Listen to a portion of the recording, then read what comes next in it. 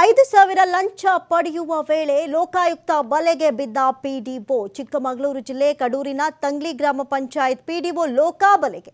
ನಂಜುಂಡಮ್ಮ ಲೋಕಾಯುಕ್ತ ಬಲೆಗೆ ಬಿದ್ದಂತಹ ಗ್ರಾಮ ಪಂಚಾಯತಿ ಪಿಡಿಒ. ಇವರಿಗೆ ಸರ್ಕಾರದಿಂದಲೇ ದುಡ್ಡು ಬರುತ್ತೆ, ಇಂಥ ಕೆಲಸ ಯಾಕೆ ಬೇಕಿತ್ತು?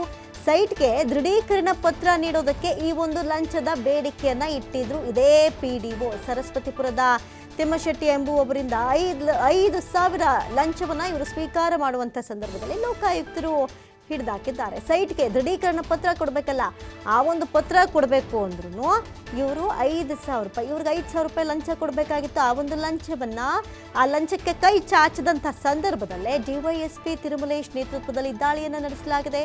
ಪಂಚಾಯಿತಿ ಕಚೇರಿಯಲ್ಲಿ 5,000 ಪಡೆಯುವ ವೇಳೆ ಸಿಕ್ಕಿ ಬಿದ್ದಂಥ ಪಿಡಿಒ. ನಿಜಕ್ಕೂ ಬೇಸರವಾಗುತ್ತೆ ಇಂಥ ಸುದ್ದಿಗಳನ್ನ ಕೇಳೋಕೆ. ಯಾಕಂತ ಹೇಳಿದ್ರೆ ಸರ್ಕಾರದಿಂದ ದುಡ್ಡು ತಗೊಳ್ತಾರೆ, ಸಂಬಳ ತಗೊಳ್ತಾರೆ, ಹಂಗಿದ ಮೇಲೂ ಯಾಕೆ ಗ್ರಾಮ ಪಂಚಾಯಿತಿಯಲ್ಲಿ ಇಂಥ ಕೆಲಸಕ್ಕೆ ಮುಂದಾಗಬೇಕಿತ್ತು ಹೇಳಿ ಪಿಡಿಒ.